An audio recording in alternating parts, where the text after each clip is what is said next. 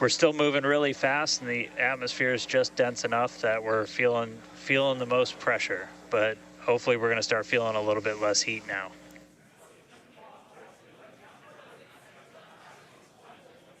Looks like we got more views of each of the flaps on the ship as it's making its way back down to Earth.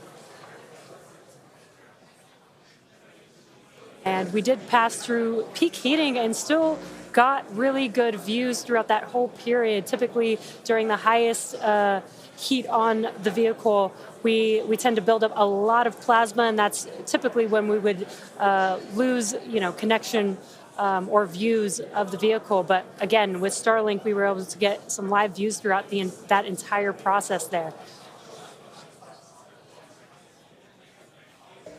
And we're coming up. We'll start hearing a couple more milestones in about 4 minutes or so when we start getting down to like the transonic, the subsonic, when we're starting to move closer to and beneath the speed of sound. And I mean, we're getting live views, we're getting live data. We've got a couple additional tests on this one today where we left off some missing tiles again to test some additional backup layers.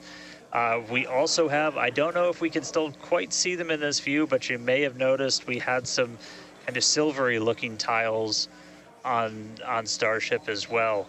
And those were pretty much standard tiles, but they were wrapped in aluminum. And it was a pretty simplistic, straightforward one where aluminum starts to melt at roughly the same temperature where steel starts to lose its strength, not necessarily melt. And so if we see stuff melting, we know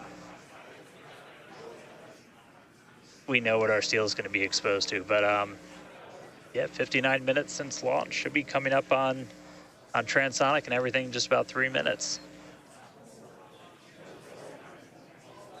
Now the views here, we have coverage of all 4 flaps. We can see, so for those that perhaps didn't catch a glimpse of the vehicle before liftoff, there are 2 flaps at the forward end and 2 flaps at the aft end. The larger camera view that is there on the right-hand side of your screen, that is a view of one of the aft end or the bottom end flaps. We can start to see some heat buildup and peeking through on one of the flaps there in the top left-hand corner of your screen.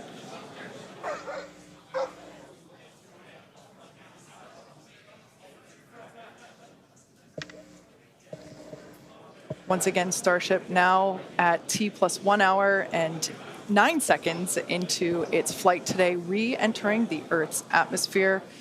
Currently about 45 kilometers above the surface of the Earth, now 44. We are targeting a soft splashdown in the Indian Ocean, about, northwest-ish of Australia. And we are attempting to, as we did on Flight 4, perform a flip maneuver as well as Starship is at maximum entry dynamic pressure, remains on a good trajectory. All right, so that is great news there. Like Dan said earlier, this is basically max Q part 2. So this is the greatest amount of aerodynamic loads that the vehicle will experience during its flight. It's coming back through the Earth's atmosphere.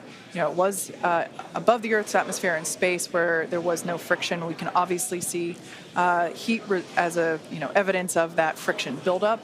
The atmosphere is actually helping to slow the vehicle down. If you're watching the telemetry in the bottom right-hand corner of your screen, you can see that speed decelerating rapidly.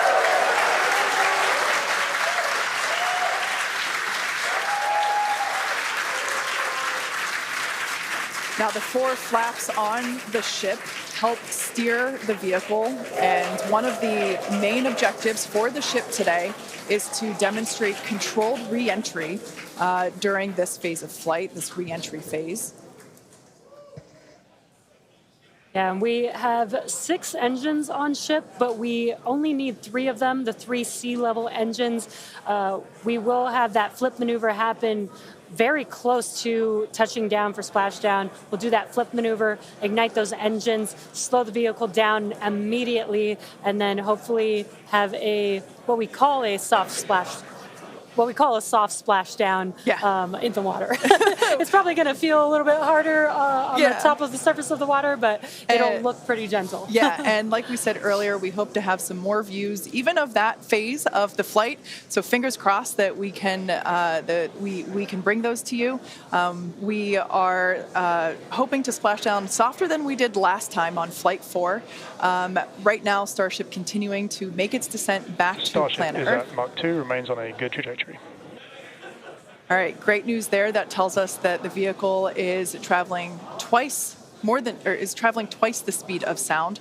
So we will then, the next call out that we'll hear is that it is, traveling about the speed of sound, and then we will hear a call out that that will be the call out that it is transonic, and then we will hear another call out saying that it is subsonic, meaning going slower than the speed of sound. Starship is transonic. There it is. So at